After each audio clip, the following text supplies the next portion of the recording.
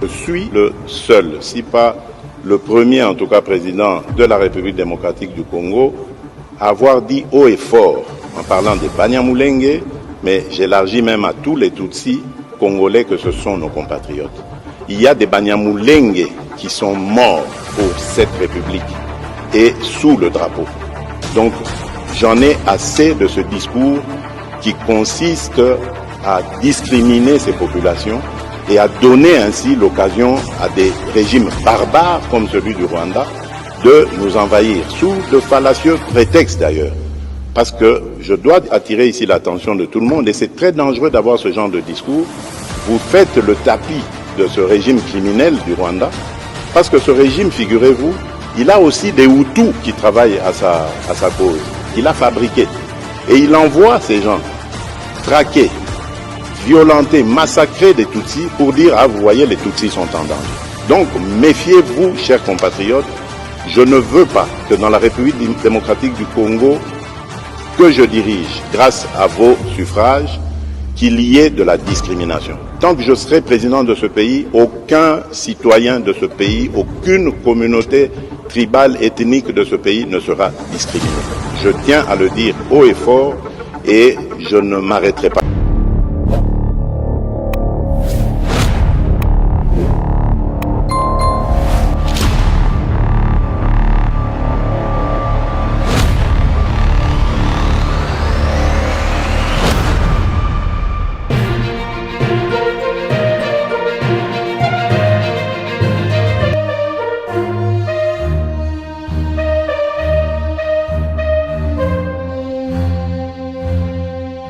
Fidèles abonnés, chers internautes, Samba Olonga est en direct comme d'habitude pour partager Nabino Ba Sango Ya Ekolo Congo. Merci de votre fidélité, merci pour votre confiance renouvelée à cette émission Debout Congolais, émission que vous aimez davantage. Les présentateurs s'appellent Samba Olonga des pères et des mères. Ndenge bosepela naza la justice yanzambe soki oza déjà en direct pour partager na biso basango ya mboka na biso, partager live ya émission oyo kozanga te, ko s'abonner topé, ko tika commentaire depuis wapi yo ozali kolanda biso na République démocratique du Congo, depuis wapi yozali kolanda biso à travers les mondes. Partagez déjà les lives de l'émission. Kotissa déjà voisin, partagez vraiment les lives. Là, je suis en direct comme d'habitude. Bokabola live Oyo. Massivement, il y a de l'actualité à partager avec vous. Tika commentaire, abonnez-vous si vous n'êtes pas encore abonné. Tiens, on a un groupe WhatsApp. Yebisa biso ozali wazalendo tope FARDC na motema uta wapi na République démocratique du Congo pe uta wapi à travers les mondes. Nalobaka toujours natina ete justice ya Nzambe erataka motote, justice ya Nzambe moto moko te aishapaka na contrôle nango.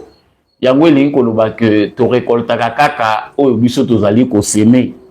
O lona na nkuku, o lona na mpoasa, yeba yango ke mabe to malamu oyo zali kopose à travers ba acte na yo, ezali na flèche ya retour o ko récolter oyo ozali ko semer. Yango ekipaka te puissant to faible, riche ou pauvre. Justice ya Nzambe rataka motote. Partagez les lives. Kotissa déjà voisin à 4 émissions. Oyo, bokabola live. Touti ko banda sika awa. Kabola penda live na voisin. Tia yango na ba groupe nyon sur WhatsApp. Parce que émission na biso, émission na bino préféré. Elingi sika wa e banda. Ba projet ya ba sanction ezali ko zala ko uta na mokili mobimba. Donc awa tozali koloba. Les Américains sont en train de rejoindre Félix Tshisekedi qui a plaidé depuis longtemps pour que harmoniser la situation où ils allaient comme on en a aujourd'hui dramatique. Les États-Unis d'Amérique décident enfin il y a qu'à rejoindre Félix Tshisekedi. C'est trop de le dire, vous allez comprendre à fond dans cette émission. Les premières sanctions contre le régime de Kigali, de Kagame, tombent sur M. James Kabarebe. Ce n'est pas un inconnu, c'est quelqu'un qui fait partie à bateau, infiltré, il y a Liboso, Oyo, qui pour déstabiliser l'armée congolaise. Et M. Laurence Kanyuka, porte-parole du M23. Certains se posent la question, où est l'influence de Nanga? Pour la Libaza, sanctionner, mais Nanga a cité. Dans cette émission, Oyo, Tolobela Makambo, Belé, Kabolaga déjà na voisin, partager émission Oyo. De l'autre côté, na Berlin, a convoqué ambassadeur ya Rwanda. L'Union européenne a convoqué ambassadeur ya Rwanda. Ba sanction ezali mipiku bazali ko bongisi la Rwanda. Mais qu'est-ce que cela va changer comme donne sur terrain? Dans cette émission, vous savez le pourquoi. Vous voyez bandenge nini ekoki komema makambo po ete situation oyo ezala ndenge ezalite.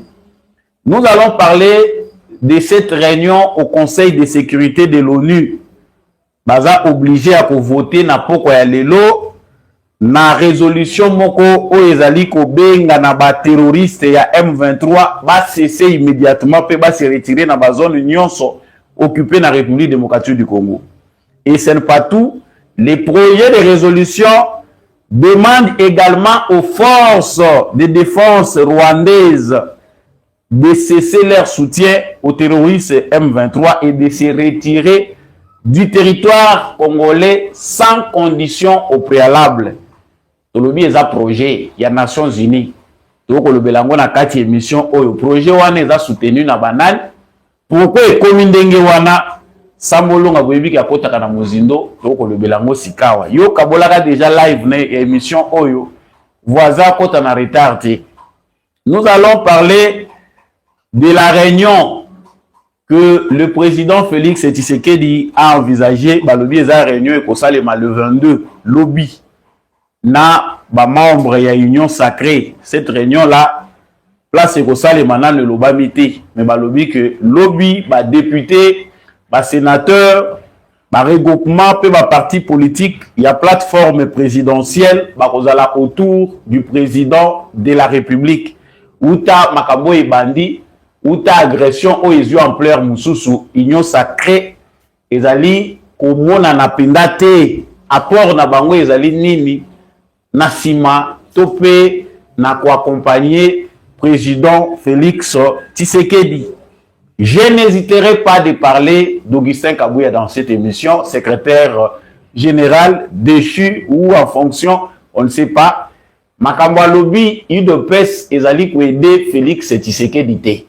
Ezali vraiment moko ya ba élément clé to kosuki sanango émission na biso ya mokolo ya lelo. Encore une fois de plus, Nazali, Kotonda Penda Botondi, Nabandeko Nyonsoyo, Bozali, ko rejoindre plateforme de Beau Congolais pour nous partager. Basango, il y a République démocratique du Congo. Si vous êtes en direct pour suivre cette émission, veuillez partager les lives et surtout, n'hésitez pas de vous abonner, n'hésitez pas de liker et de nous laisser un commentaire s'il le faut. Ozali Kolanda Biso, Wapi, à travers Mokili, Ozali Wapi, la République démocratique du Congo. Voilà. Naoutai Koloba Naibandeli. Il y a une émission que Américains, Bazali, petit à petit, pas petit à petit, mais à grands pas. Konukandenge nini ya ko rejoindre Félix Tshisekedi pour corriger leurs erreurs. Na banza que actualité oyeleki na 48 heures oyeleki awa. Batebele bamoni position américaine moko plus affirmée. Position ya liboso ezali oyelobamaki na Conseil de sécurité ya Nations Unies et pas wapi États-Unis azali ko prêcher ba pays nyonso ba sanction plus importante contre les Rwanda. Wana ezali na Conseil de sécurité à Nations Unies. États-Unis a côté na kati ya danse wana ya kosenga que ba sanction il faut les la plus élaborées, il faut aller plus loin. Soki Rwanda azali koyoka te qu'il faut à respecter l'intégrité territoriale ya Congo. Les sanctions le plus direct ezali oyo touti koyoka uta lobby. Les cerveaux moteurs, l'intelligence stratégique ya Kagame, monsieur James Kabarebe, il vient d'être inscrit dans la liste des sanctions des États-Unis d'Amérique. Yé na Laurence Kanyuka, Oyo Azali porte-parole, ya M23. Pourquoi James Kabarebe? Ba Américain ba yebi ba sanctionner pas bati. Quand on veut sanctionner, ba yeba ka mutu nini o bango baza ko sanctionner payroll na ye. Pour ceux qui ne savent pas, l'activité y a armée rwandaise sur le territoire congolais se font en complicité, pas en complicité, mais sur préparation de cet officier-là de l'armée rwandaise, monsieur James Kabarebe. C'est quelqu'un que Kagame utilise dans l'ombre comme officiellement. Mutoyo, américain, ba yebi mingi. Ba moni payroll na ye, munene we azali ko jouer na agression Rwanda azali ko sala na RDC. Baza pe ko confirmer balobi que monsieur James Kabarebe yende mutu azali homme de cœur ya Kagame lorsqu'il faut faire passer les minéraux qui sont volés à l'est du Congo. Donc c'est parmi bato bazali riche ya régime ya Kagame. Mbongo bato baliaka na Kagame mbongo. Bateau par lesquels ba voix ezali koleka ndenge nini minéraux ezali kolekela de manière ya moyibi bazali kolekisa yango. Tomoni pe la Laurence Kanyuka parce que wana moni batie Bertrand Bisimwa te batie oyo mususu oyo abimaka wa soki nani ba Wilingo mate batie oyo Sultani Makenga te nanga pa kotite na kokota kaya nanga sima. C'est un cas moins important. Pour batuba yeba, tant que tozo loba ke baza ko loba likambu ya batu mususu tozo pesa bango publicité na rolo bango pena baza ko jouer te. Les États-Unis d'Amérique va décider d'aller à une étape supérieure. Il faut qu'on yeba qu'est-ce qui s'est fait passer pendant tout ce temps pour que les Américains va qui silencieux va arriver à cause de la décision bango bazui ya ko banda ko sanctionner ba proche collaborateur il y a Paul Kagame. Tout d'abord, il faut savoir que le jeu de lobby a été fait. Lobbying et travaillé Tamoulaï pendant mois, il y a janvier, Oyo, Donald Trump, il fallait apprêter serment. Avant même apprêter serment, il y a eu guerre de lobbying. Ils ont un lobbying contre Félix Tshisekedi, bateau Bazali, comme manager, par-ci par-là pour influencer la politique américaine, obtenir le départ de Félix Tshisekedi. Moni biso ndenge to votaka awa na Congo, biso tozoko luka ndenge nini to tcha bakamina biso na Europe na Amérique, ils ont un bateau ba moyen na Congo. C'est-à-dire ils engagent des commissionnaires, des affairistes qui travaillent dans l'ombre pour présenter leurs candidats, imposer leurs candidats auprès des gens qu'on appelle décideurs. C'est dans ce contexte-là qu'il y a eu une très grande bataille, mois de janvier et février, entre le lobbying pro-Tshisekedi et le lobbying contre Félix Tshisekedi. La finalité dans tout ça, parce que nous avons des détails, c'est que l'administration Trump tellement va y faire face à Mazit et Belé. C'est une administration où ils ont pro-système. Il y a déjà un système américain mis en place. Mais ce qui est Trump, c'est parce que l'administration n'a pas de et ça, les makamu ça les laka. Denga géré la makamu, azalaka mingi contre alliance, topé, politique et belé, mazita, ou politiciens américains, si sala na mboka na bango. Mazita wana isalaka que tout le président qui se succède, baza obligé, système wana et amoindrir vision, tout objectif faut se fixer. Maintenant ici, pour que l'administration Trump coupe, rumeur nyonso, j'en ai parlé aussi la fois passée, ils ont envoyé, envoyé spécial à Donald Trump.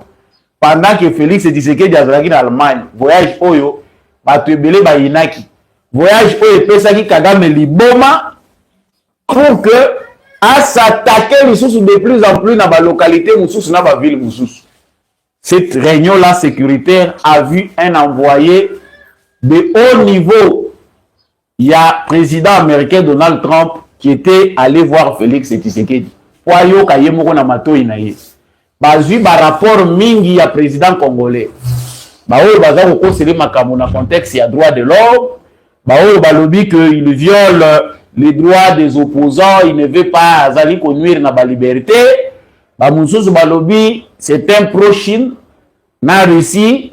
Azali ko négliger ba intérêts américains a commis nuisible pour les intérêts américains.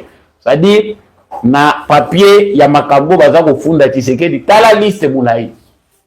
La souplesse a fait que les nouveaux venus, et ça la souplesse était mais ezali paye grâce aussi à la diplomatie de lui-même Félix Tshisekedi.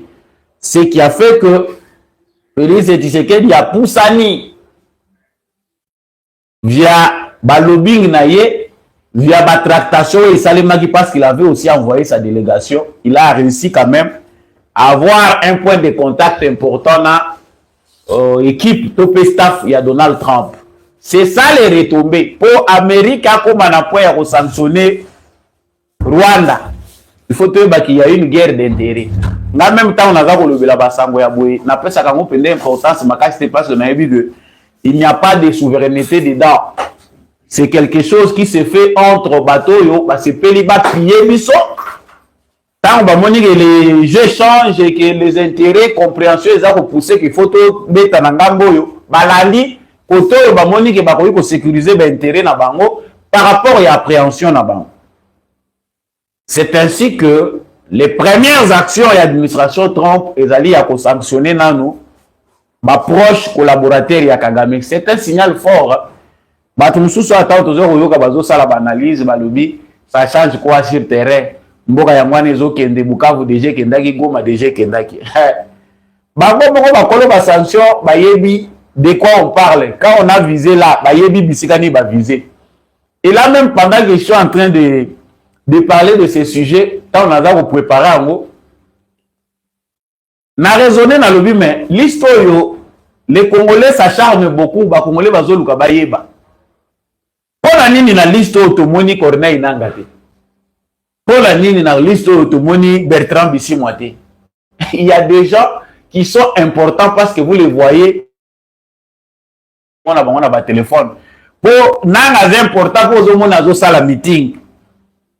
Mais aux yeux de ceux qui savent, bateau ba yebi ndenge rouage wana ezali. Nanga c'est un élément de faible qualité qu'on a juste sélectionné pour donner du crédit à l'agression rwandaise.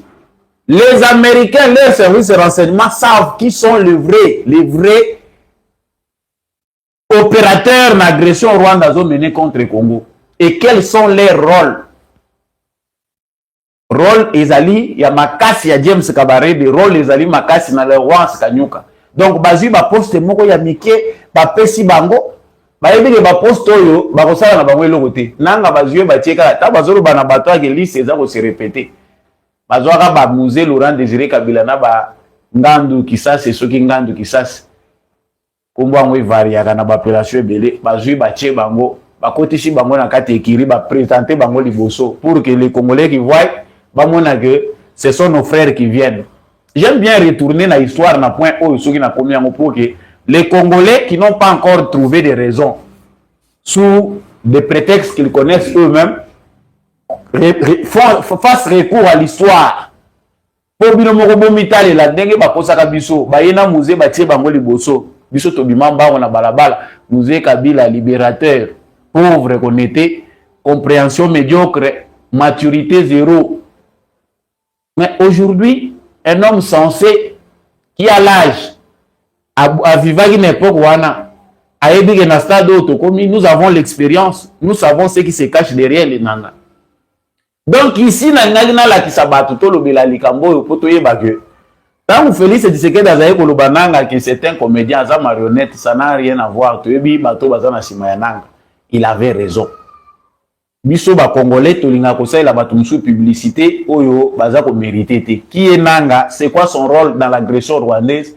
Nanga est juste payé à kotika kanakati ya libulu wana parce que on a besoin de donner une image congolaise à cette agression. Et puis malokola ba congolais bango na bango nde baza ko betana nde bazwi Nanga bache. So yo tonda n na kati. Bolingo eza na kati na yo te. Yo po koti na kati ya staff wana parce que ça ne se justifie pas. Ceux qui peut-être eza na eloko moko ezo sala que yo lokolo lingi na yo aza en présence te. Nde yango ekoko sala que yo ndima ke barwande baboma bandeko na yo baya koleka ti bakende Kinshasa. Mais de toutes les façons, l'amour finit toujours par triompher. Et ici, comprenons que le message est lancé. Là où Félix Tshisekedi a réussi, ils ont aussi tout moni. Même ceux qui ont reproché le rapport de force sur le terrain, Moutoura Moutou, à chaque appel d'énergie, mingi sika yebi ke makasi na yezali. Ils ont biloko musutu kolinga kolobate pour décourager peut-être certains de nos frères qui se battent corps et âme, qui se donnent pour la défense de la patrie, mais arme efficace à Tshisekedi. Tshisekedi est moko yebi yango et puis les plus prudents yebi Tshisekedi a fondé résistance na yenanine. Parce que si Tshisekedi s'est donné à 100% pour dire aux généraux congolais que les 270 quelques Bazali, alors que confiance n'a pas na place on a bino paix à salaire a eu confiance totale à Pessi Angona Bango. Parce que nous savons que la plupart ne sont pas avec nous. Les réalités qui font que dans le moment où Mboka ezala défendu boyoka mukili mubimbeza ko loba balobi ke Kagame tu dois rentrer zongi saba militaire no côté outi, ce sont d'autres réalités. Les sanctions, ce n'est pas du lait. Les Américains, les Européens ont fini par comprendre et l'eau mogo oyo salema et faire perdre bango ba intérêt. L'Europe a même aussi appelé à son tour balobi ambassadeur ya Rwanda yaka. Bazo interpellé ambassadeur ya Rwanda sur violation à droit international. C'est-à-dire yo awa mutuza représentant ya pays na yo. To bengi yo poto yebisa yo. Ça n'existe pas. Donc bandaka la bazaï roi ba wala la pongi. Tala ndenge Europe mobimbe telemi. Ba bengi ambassadeur ya Rwanda. Belgique a bengi ambassadeur ya Rwanda. Allemagne a bengi ambassadeur ya Rwanda. La question qu'on se pose maintenant, parce que bande qu'on a biso belé baza ko se basé sur eux ils ont fait ça biso passe. Basez-vous aussi sur ce qui fait mal aux voisins. Attention à Kagame Zandengeni, qu'ils nous disent maintenant si les garçons qu'ils sanctionnent aussi les États-Unis. Pour les États-Unis, à saluer au Belgique à Salaki. Si Kagame, sans qu'il est fort, il est déjà tout puissant plus que ceux qui l'ont fabriqué. A sanctionné par les États-Unis à ta collaboration. De la même manière qu'il a fait avec la Belgique, nous attendons que le gouvernement de Paul Kagame sanctionne les États-Unis. Qu'il coupe la collaboration, la coopération, qu'il coupe l'aide.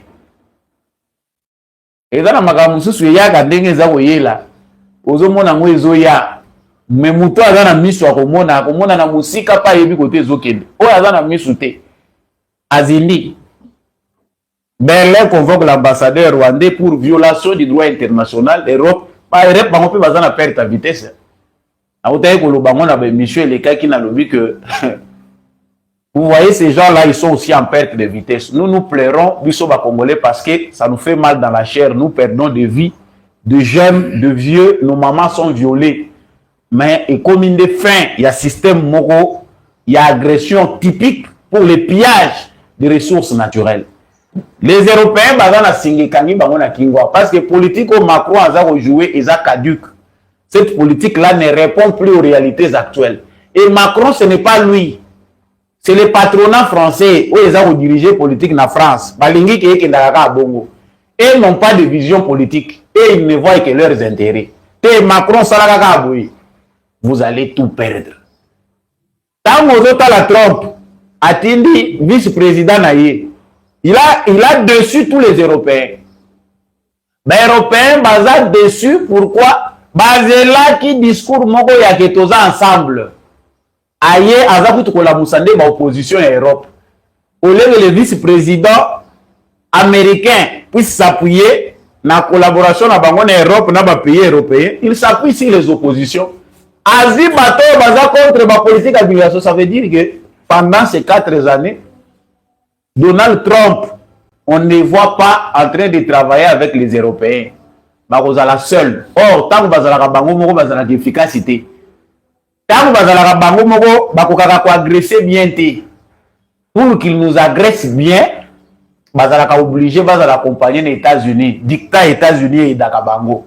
Depuis l'époque où vous avez assujetti, na plan Marshall na bango, qui les lots, culturellement, ils se sont eux-mêmes inféodés.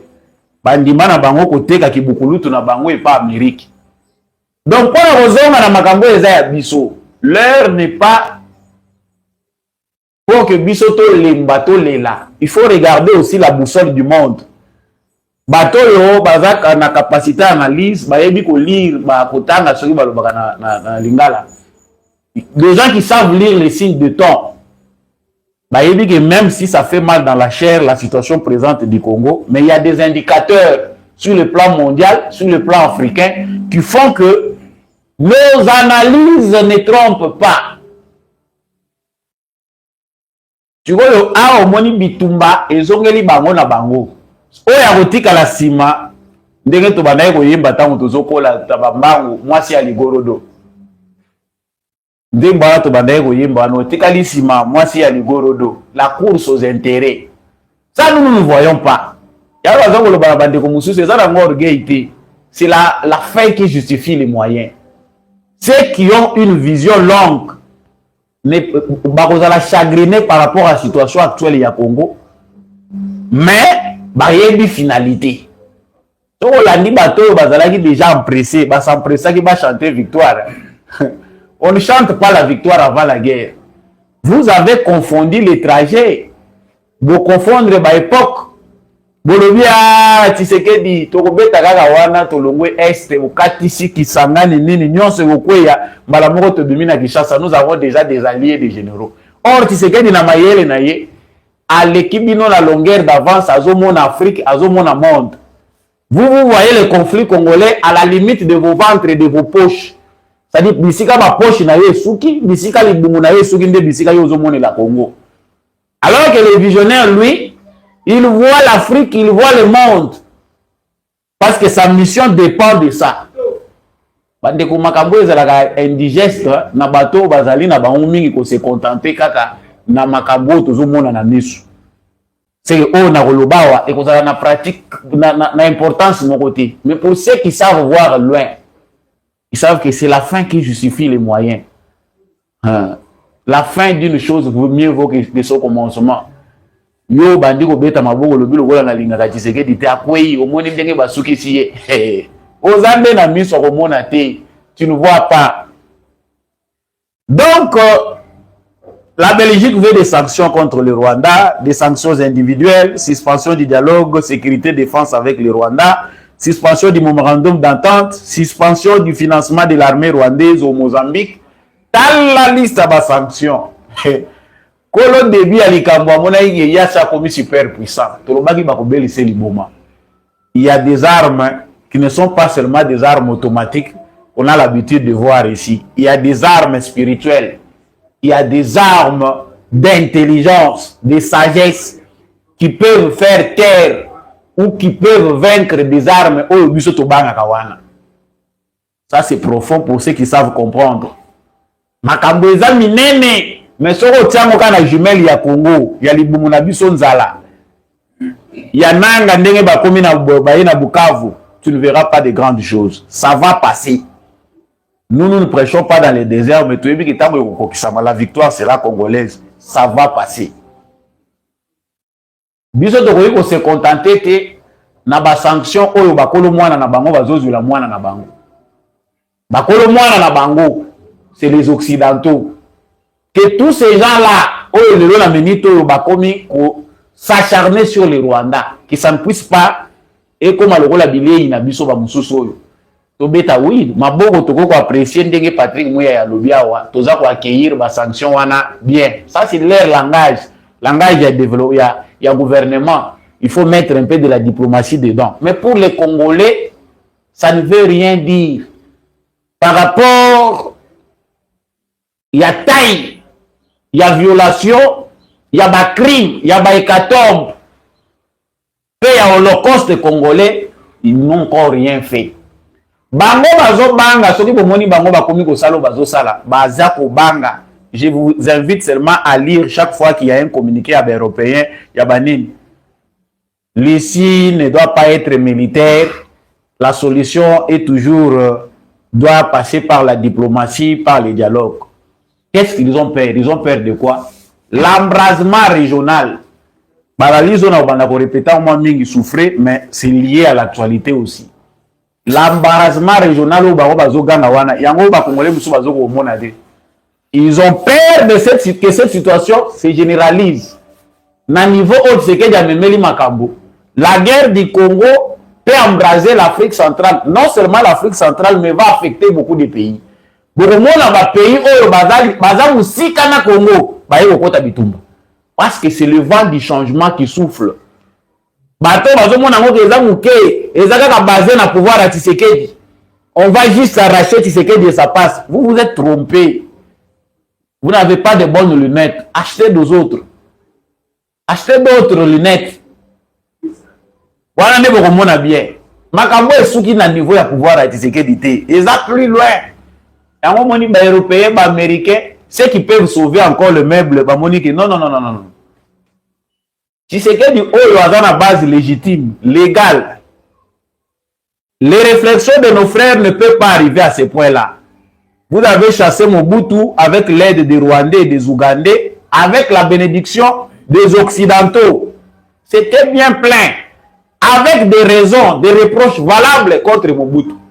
Mais oh, Bino Lelo Bozali ko accusé Bolingi Bolongola na pouvoir. Bozio agression rwandaise botier na poche. Quelles sont les vraies raisons? Il vient d'être élu, il fait son deuxième mandat. Constitutionnellement parlant, c'est son deuxième et dernier. Selon la constitution congolaise. Bon, vous voulez renverser l'ordre démocratique sur quelle base? Je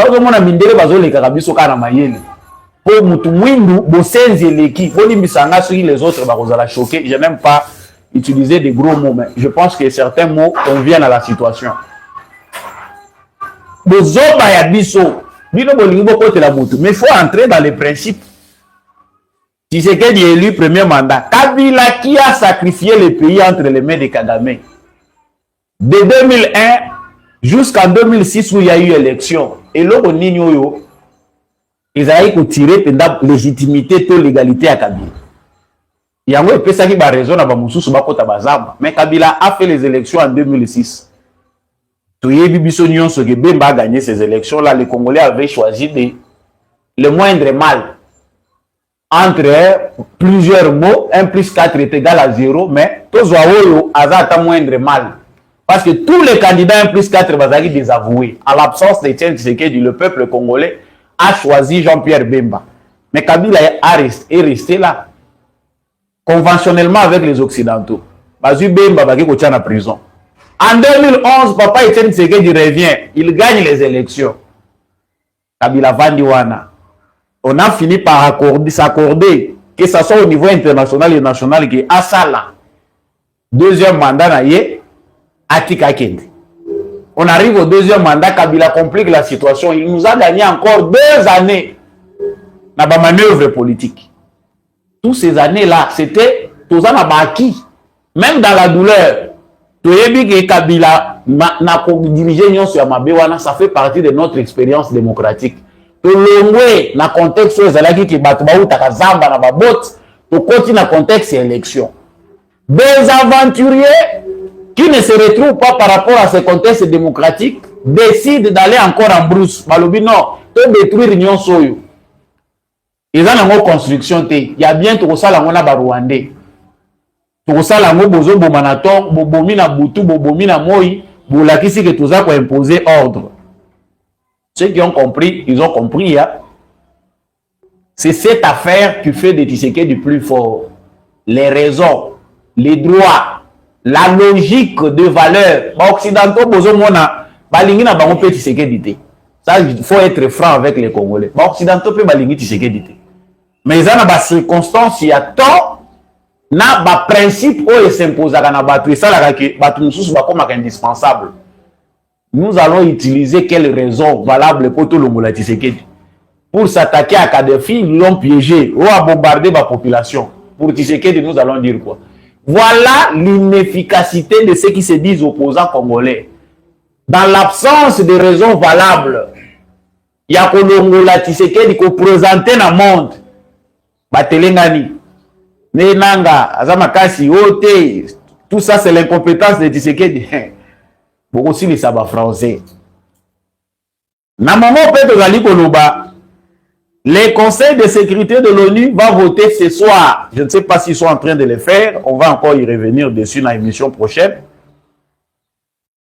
Pour un projet de résolution appelant les rebelles du M23, nous les appelons terroristes, à cesser immédiatement les hostilités et à se retirer de toutes les zones occupées en RDC. Les projets de résolution demandent également aux forces de défense rwandaises de cesser leur soutien au M23 et de se retirer du territoire de la RDC, sans condition préalable. Il y a des projets à résolution aux Nations Unies. Congo est à la clé des Nations Unies. Il y a une histoire qui lie le Congo aux Nations Unies. Bisso, à partir de la République démocratique du Congo, où il y a la plus grande mission des Nations Unies ici au Congo, c'est d'ici que les réformes des Nations Unies vont commencer. Nations Unies, il y a échoué quand Mboko yo. Baya bakandeni baye la kao. Mboko ezana makambo ebele. Ya momoni Tshisekedi un homme de principe. Éducation des droits à lui. Combat ya droit ou ya hérité. Eza ko sala que Tshisekedi ne peut jamais se comporter en criminel. Il agira dans les droits et l'amour. Un combat basé sur l'amour finit toujours par triompher. Tu vois, moni bango, bakangami bango nyonso balobi liboke. Soni ya Nations Unies d'avoir entretenu, d'avoir encadré un petit dictateur, un serpent engendré par les Nations Unies, les États-Unis, les Européens. Aujourd'hui, a commis ko sala ba grimace, azoko boya ko yoki la mokili mobimba. C'est venin la Rwandais de Paul Kagame.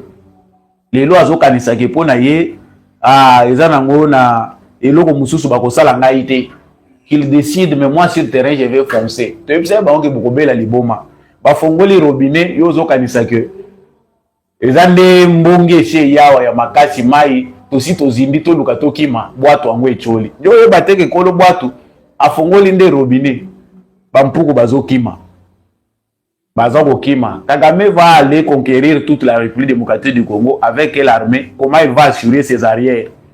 La folie des derniers instants. Voilà comment toute la communauté internationale, bien que complice, les Américains, la communauté internationale finissent par rejoindre Tshisekedi. Mais pas Tshisekedi, mais les droits. Et vous savez, Congolais, que basons-nous seulement sur la mobilisation, la pression, revendiquons les droits. Peu importe la manipulation, peu importe la pression qu'ils vont faire, pour les chantage. On a une situation oyo et comme dramatique. Ils nous font du chantage. Auto lemba. Tout le bac voilà, Tshisekedi ne peut plus, il est trop pacifique, voilà. Et il n'y a plus moyen de gérer comme ça les pays. Il faut un homme fort, quelqu'un qui est maître de la situation, qui peut stopper cette agression. Quelqu'un où yawapi. Allez-y voir les gens de cette époque, Botala Bango, quelqu'un où yawapi, Arubandila wapi. Tshisekedi, c'est l'homme de la situation.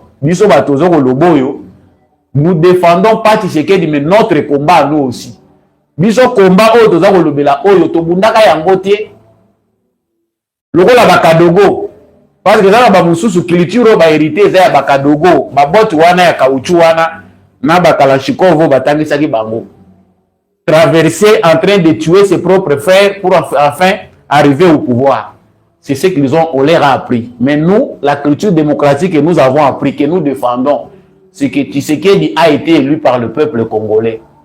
Nous avons une expérience démocratique à conserver. Voilà notre combat. Nous ne défendons pas Tshisekedi individu, nous défendons un système qui doit être conservé de valeurs, expérience démocratique, il y a peuple congolais. Vous vous êtes hasardé, ce n'est pas facile. au Boya traverser. Là maintenant, à ce stade-là, nous allons appliquer les droits. Vous verrez que Bisso Nyonso Tokolo tapé Mandoki, conformément au droit, conformément à la construction, pour barrer la route à vous, parce que vous êtes des aventuriers, vous avez un ennemi à peuple congolais. Le dernier mot de Tshisekedi, ceux qui Tshisekedi a ceux qui montent ma bomo na moi pas na Bisso. C'est là que vous comprendrez que Makambo Ezandenge au Bozo Kanisate. Ceux qui Tshisekedi a commis na Souka et qu'il n'y a pas d'autre issue, Boyo Kango à travers Bisso. Donc on le clairement que maintenant là, chacun pour soi, Dieu pour tous. Mais au moment où nous parlons, nous savons que ces gens ici veulent faire peur, terroriser. Bateau baza habitués à céder la manipulation la bango, ils vont céder. Mais c'est aussi un bon moment pour savoir qui sont les vrais patriotes, qui désormais doivent faire partie de la résistance nationale. Batunini oyo na contexte ya lelo towe kondima lobi. Moni bango bato balataka ba veste. Bato balataka ba veste, bato toyebi wana. Lelo balata ba veste. Bacha ba cravate belé, nous le peuple congolais, nous ressortissants de Donc, pour clôturer d'abord ce point qui concerne cette affaire des sanctions qui se multiplient, je répète que Bissoba Congolais, Tokoki, jamais qu'on s'est contenté dans la sanction, même si ça a un effet. L'adversaire en face de nous, l'ennemi des Congolais, Paul Kagame, a choisi de couper la branche sur laquelle il était assis. Et nous, ça nous émerveille que peu. Mais le reste, c'est que nous restons debout. Ça ne doit pas traîner. Au cas où les bandits de chemin où traverser la localité où ils occuper et tout ça, ils tuent des gens. Si ça doit traîner, ceux qui ont sanctions, envisager, projet, ceux qui ont Maman Kaikwamba, ministre des Affaires étrangères, il y a déjà que la rue va vous répondre. Et la rue n'a pas d'état d'âme. Les Congolais n'ont évité surtout l'ordre nini. Nous avons déjà un mot d'ordre.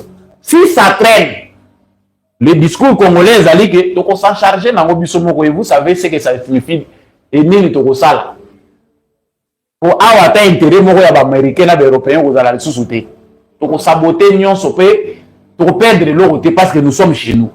Et si vous avez même après une semaine, au moins, sans qu'on se fait la maille.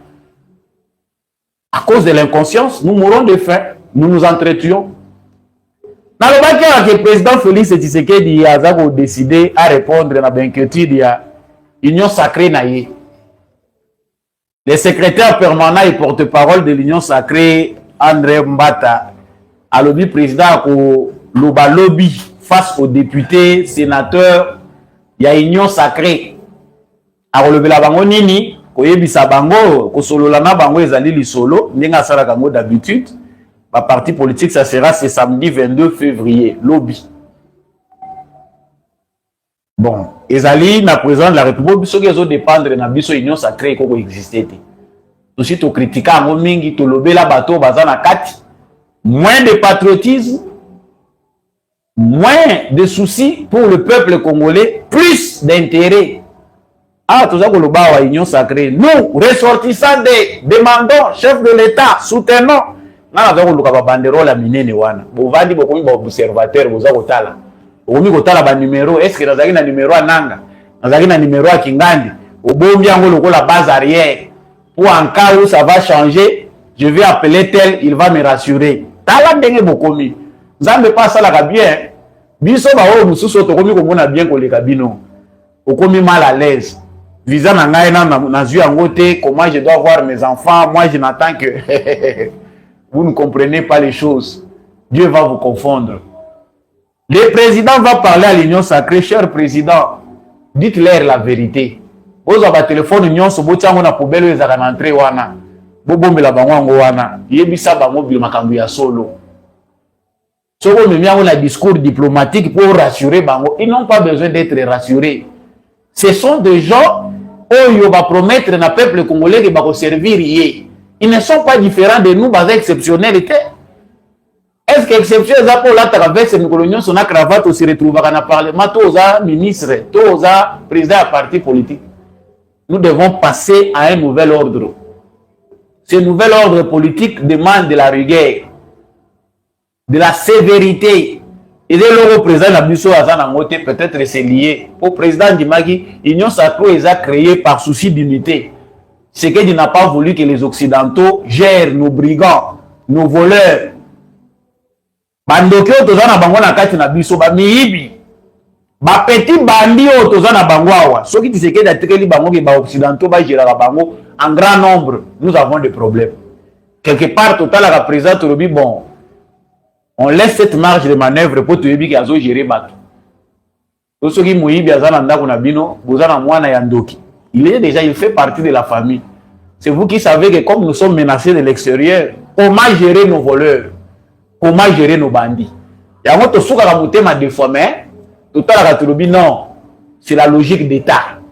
Si Félix Tshisekedi continue à gérer son union sacrée, c'est aussi au nom de cette unité-là. Cette réconciliation-là, à grand prix, pour les autres qui s'habillent sur la Congolais Moutema, Bandoki, Bamiyibi, Batuandenge Nandenge, Bavandi na kata union sacrée. Patriotisme na bango, ils ont patriotisme, ils ont déclenché. Ils ont avant d'abord l'intérêt personnel, l'intérêt à Mboke Yara Rolanda Nassima. Nangonde bango bazalaka nango. En temps de paix, ils sont comme des bons serviteurs des Congolais, en train de voler en catimini. Quand ça est commis moto, on dit silence. Tout le monde voit papa Baati Lukwebo, modeste. Modeste qu'il est. Aujourd'hui, il ne se fait pas entendre. Tout le monde dit, yo ndolo ba mukavo zo ba fief na ngai. Ekwei. Ata kosu te. Ovandi kimia, olobinyon se Tshisekedi aloba. Biso to wana biso ba contact na biso soki échanger to kokota peka akona. C'est aujourd'hui que les Congolais doivent comprendre que tous à la complexité. Ces gens-là que nous voyons ne sont pas différents de nous, la spécialité. La classe politique congolaise va évoluer avec la maturité des Congolais. Bino Mutubozo peut sa bango force. Quand on voit tous ces brigands qui n'ont aucune sympathie sincère vis-à-vis du peuple congolais. Baroya ko malisu na ba cravate ba yisi bino bo voter biso to bo cha biso. C'est que vous devez faire d'eux. Donc, Monsieur le Président, l'Union sacrée, c'est votre création. Mais nous vous prions d'envisager comment mettre fin à cette Union sacrée pour passer à autre chose.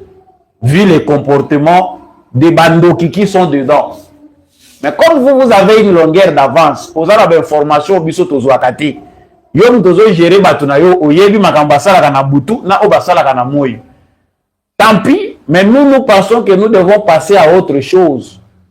Créer des conditions pour permettre à une jeune classe politique d'émerger. Pas d'entretenir des brigands et des voleurs qui nous font mal à chaque régime. Voilà, il passe. Je termine ici par cette affaire d'Augustin Kabouya qui a dit que l'UDPS a rendu un mauvais service au président de la République.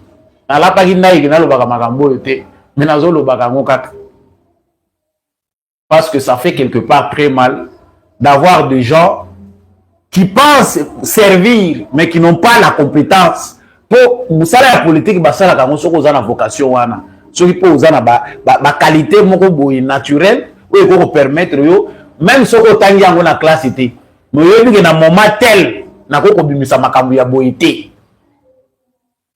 c'est là que tu Augustin Kabouya sagesse et ses côtés. Mais pourquoi exposer l'UDPS en pareil moment? Le rôle créé par un parti politique, il faut que l'UDPS soit enfoncé davantage. Si l'UDPS a rendu mauvais service au président de la République, c'est vous. Binonde pour rendre mauvais service, ce n'est pas l'UDPS. L'UDPS laissé par Etienne Tshisekedi vit et n'est pas géré par Augustin Kabouya. Ils ont eu deux personnes qui ont orphelin. Ou même Félix Tshisekedi a payé mon Congolais na bino.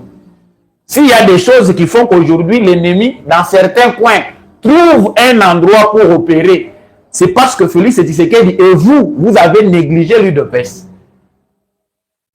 Et le président Soka a un message parmi les complications qu'il a pour règne, c'est aussi d'avoir tourné le dos à l'UDPS parce que le problème à l'UDPS est l'équipe. Il y a un UDPS qui est dans moment où l'UDPS il fallait que ça la base. Pour la frustration, il y a battu l'équipe. Même si on sait que c'est le peuple congolais qui a amené Tshisekedi là, mais l'UDPS, c'est la base. Les sacrifices, mon kuna o salami que Tshisekedi a comme wan. Tant que bazo yima, batu bazo lila, 5 ans, 6 ans. Vous savez ce que ça fait? Batu nyonso bazo réclamer que baya la lokola Tshisekedi, balata la lokola Tshisekedi. To bango nyonso bazala na lokola famille ya Félix Tshisekedi. Les gens veulent voir les résultats. Organisation moko boye propre, fruit ya combat na bango. Wana bakabuya bacheki bongai. Yo zo ko yebisa batu lelo IDP se rendre président mauvais service. Toi tu peux justifier ce que tu as gagné. Oza lelo parmi ba millionnaires congolais. Tu peux justifier comment tu as gagné. Ndenge nini okomi na mituka ebele lobi boya kotala mituka nanga. Ndenge okomi na mituka wana ebele, tu peux justifier ça. C'est vous qui détériorez aujourd'hui bozo ternir image ya UDPS wana. Les combattants de l'UDPS se battent. Il n'y a pas patriote plus que ceux-là. Mais les gens ont exposé, la démission, c'est aussi une option. Démissionner, tika. Ceux qui devaient se rendre service, il y a Malamouté na président. Et que les gens continuent à la secrétaire générale, il y a eu de PES. Tu voulais dire quoi par là?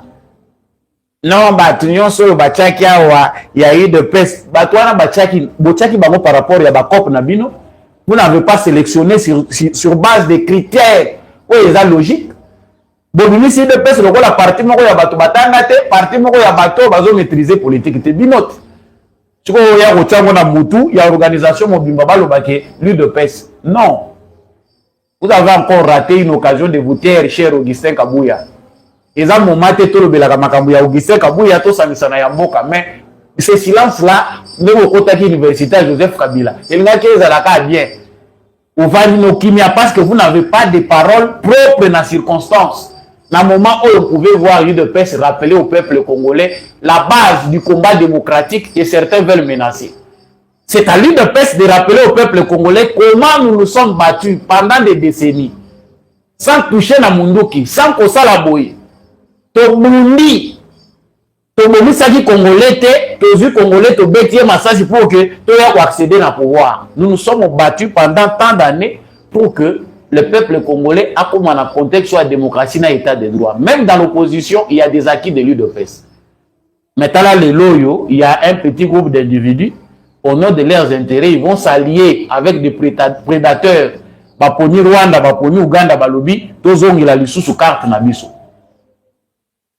Vous avez compris, chers Congolais, que des fois, ton ils a monté, mais il faut dire à certains de nos frères, la politique est à apanage. Il y a bateau basoka kamite manukiti. Faut que vous ayez la sagesse où ils aient utile pour moutoir au service de l'autre, au service de la nation. Politique peut être musala ya ba professeur d'université te ya bato batanga mingi. Non. Avant tout c'est le service. Est-ce que vous avez cette vocation là d'être au service de tous? Moralité est à sous-souter. Est-ce que tout celui qui a combattu doit toujours occuper un poste?